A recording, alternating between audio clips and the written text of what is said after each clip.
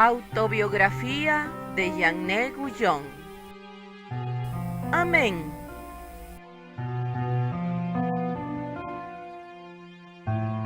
Capítulo 23. Siendo ahora una viuda, mis cruces, que uno podría pensar que amainaron, solo se encrudecieron. Aquella turbulenta sirvienta que a menudo he mencionado, en vez de llegar a templarse más, ahora que ella dependía de mí, se volvió más furiosa que nunca. Había amasado una buena fortuna en nuestra casa, y aparte yo le adjudiqué una paga anual de por vida por los servicios que le había prestado a mi marido. Se erguía en vanidad y altivez. Al haberse acostumbrado a velar tanto por un inválido, se había aficionado a beber vino para animarse. Ahora había pasado a ser un hábito. A medida que se iba haciendo cada vez mayor y más débil, una pequeña cantidad ya le afectaba. Traté de ocultar este defecto, pero llegó a abarcar tanto que no pudo disimularse.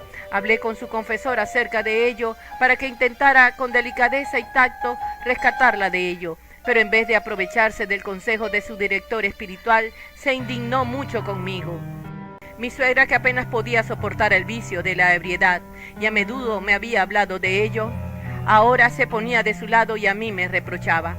Cuando llegaba cualquier visita, esta extraña criatura gritaba con todas sus fuerzas que la había ultrajado, que yo le había hecho volverse loca y era la causa de su condenación, al tiempo que yo misma había tomado el mismo camino. Pero Dios me dio una paciencia sin límites. Yo solo respondía a todas sus pasionales invectivas con mansedumbre y ternura, ofreciéndole además toda prueba posible de mi afecto. Si cualquier otra doncella venía a atenderme, ella la echaba con rabia, chillando que yo la odiaba por el afecto con que había servido a mi marido. Cuando no le apetecía venir, me veía obligada a servirme yo, y cuando venía, era para reprenderme y armar jaleo. Cuando me encontraba muy mal, como a menudo ocurría, esta muchacha parecía estar desesperada. De ahí que pensara que provenía de ti, oh Señor mío, el que todo esto me acaeciera. Sin tu permiso apenas hubiera sido ella capaz de sostener una conducta tan incomprensible. No parecía ser consciente de ninguna falla, sino que siempre creía estar haciendo lo correcto. Todos aquellos de los que te has valido para hacerme sufrir, pensaban que al hacerlo te estaban prestando un servicio, mi Señor Jesús. Antes de la muerte de mi marido, me fui a París con el propósito de ver a Monseñor Bertot, que me había sido de muy poca ayuda como director espiritual. Desconociendo mi estado y siendo yo incapaz de contárselo, se hartó de la responsabilidad. Finalmente renunció a ella y me escribió para que tomara otro guía. Yo no tenía duda de que Dios le había revelado mi malvado estado, y esta deserción hacia mí parecía ser una clara prueba de mi admonición. Esto sucedió cuando mi marido aún vivía, pero ahora mis renovadas propuestas y su simpatía hacia mí a causa de la muerte de mi marido lograron convencerle de asumir de nuevo mi tutela espiritual, que todavía me resultaba de muy poco provecho. Me desplacé otra vez a París para verle. Mientras estuve allí, le visité 12 o 15 veces sin ser capaz de decirle nada acerca de mi condición. Lo que en realidad le dije era que deseaba que algún párroco educara a mi hijo para librarle de sus malos hábitos y de la errónea imagen que se había formado de mí. Encontró a uno para mí, de quien él había oído hablar muy bien.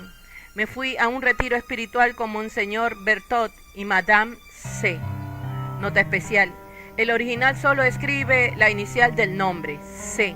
Pudiera ser que se refería a Madame Chantal, cuyos libros habían sido previamente leídos por Jeanne Guyon, aunque parece más lógico que se refería a Marie de Raboutin Chantal, marquesa de Sévigné, escritora francesa nacida en París, que a los 18 años contrajo matrimonio con un aristócrata francés, el marqués Henri de Sévigné, quien perdió la vida en un duelo.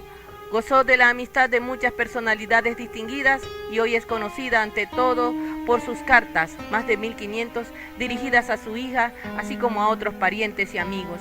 En ellas ofrecía una crónica espontánea y minuciosa de la vida de la corte y la alta sociedad francesa en el siglo XVIII. En todo aquel tiempo no habló conmigo más de un cuarto de hora, como mucho. Al ver que no le decía nada, porque en realidad no sabía qué decir, y como yo no había hablado con él de los favores que Dios me había concedido, no por un deseo de ocultárselo, sino porque el Señor no me permitía hacerlo, pues entonces me había puesto únicamente bajo los designios de la muerte. Por tanto, solo les hablaba a lo que a él le parecían más maduros en la gracia. Me dejaba a un lado como alguien con quien no se pudiera hacer nada. Dios le ocultó también la disposición de mi alma con el fin de hacerme sufrir, que quiso enviarme de vuelta a casa pensando que no tenía el espíritu de oración y que la señora Granger se había equivocado cuando le dijo que yo lo tenía. Hacía lo que podía para obedecerle, pero era totalmente imposible. En medio de esta disyuntiva, yo estaba desconectada conmigo misma, porque creía en Monseñor Bertot en vez de creer en mi experiencia. A lo largo de todo este retiro, mi instinto, al que solo podía percibir gracias a la propia resistencia que yo le prestaba, permaneció en silencio y en desnudez racional. Al tener mi mente en ese estado, temía estar desobedeciendo las órdenes de mi director espiritual. Me hacía pensar que yo me había apartado de la gracia. Me mantuve en un estado de vacío total, contenta con mi pobre y bajo nivel de oración, sin envidiar el alto nivel de los otros, del que yo misma me consideraba indigna. Sin embargo, deseaba mucho hacer la voluntad de Dios y agradarle, pero perdí toda esperanza de alcanzar alguna vez aquella codiciada meta. Allí donde yo residía, vivía y había vivido alguien cuya doctrina se cuestionaba. Ostentaba una posición respetable en la iglesia, cosa que me exigía tener siempre una deferencia hacia él, entendiendo hasta qué punto era reacia a todo aquel que estaba bajo sospecha de una fe poco sana, y sabiendo que yo gozaba de cierto crédito en el lugar, trató con todas sus fuerzas de inmiscuirme en sus sentimientos. Yo le contestaba con tanta clarividencia y fortaleza que se quedaba sin habla. Esto acentuó su deseo de ganarme para él, y para lograrlo se acentuó también su deseo de contraer amistad conmigo. Siguió importunándome durante 2 años y medio. Como era muy educado y de un carácter servicial, y era muy versado, no desconfié de él. Incluso llegué a concebir esperanzas en torno a su conversión, en lo cual estaba equivocada. Entonces dejé de allegarme a él. Vino al preguntarme por qué ya no podía verme. En aquella época era tan servicial para con mi marido enfermo y estaba siendo tan atento con él que no le podía evitar, aunque pensaba que la forma mejor y más breve de hacerlo sería rompiendo toda relación con él, cosa que hice tras la muerte de mi marido. Monseñor Bertot no me permitió hacerlo antes. Cuando se dio cuenta de que ahora no podía sostener esta relación, él y su grupo levantaron fuertes persecuciones contra mí. Estos caballeros tenían en aquella época un método por el cual podían saber rápidamente quién pertenecía a su grupo y quién estaba en contra. Se enviaron entre sí unas circulares por medio de las cuales en poco tiempo me empezaban a menospreciar por todas partes de una forma muy extraña. Pero esto no me causó muchos problemas. Estaba contenta de mi nueva libertad, con la intención de no volver jamás a intimar con ninguna persona con la que luego me costara tanto trabajo romper relaciones. Esta incapacidad en la que ahora me encontraba de hacer aquellas obras externas de caridad que había hecho con anterioridad, le sirvió de pretexto a esta persona para publicar que fue gracias a él que previamente las había hecho, deseando apuntarse el mérito de lo que solo Dios, mediante su gracia, me permitió hacer. Llegó incluso a predicar públicamente en contra de mí, como alguien que había sido un patrón ejemplar para la ciudad, pero que ahora se había convertido en un escándalo para ella. En algunas ocasiones predicaba cosas muy ofensivas, aunque yo estaba presente en esos sermones, y bastaban para hacerme bajar la cabeza en confusión, pues ofendían a todos aquellos que los escuchaban. Mi corazón no podía ser abatido. Llevaba a mí misma mi propia condenación más allá de lo que las palabras pueden expresar. Pensaba que me merecía, sin duda alguna, peores cosas de las que él pudiera decir acerca de mí, y que, si los hombres me conocieran de verdad, me pisotearían bajo sus pies. Por lo tanto, mi reputación fue echada por tierra a través de la empresa de este párroco. Consiguió que todos los que pasaban por personas piadosas declararan contra mí. Yo pensaba que él y los demás estaban en su derecho, y por tanto los sobrellevé todo con calma. Confundida como un criminal que no se atreve a levantar la vista, consideraba la virtud de otros como respeto. No veía falta alguna en otros ni virtud alguna en mí.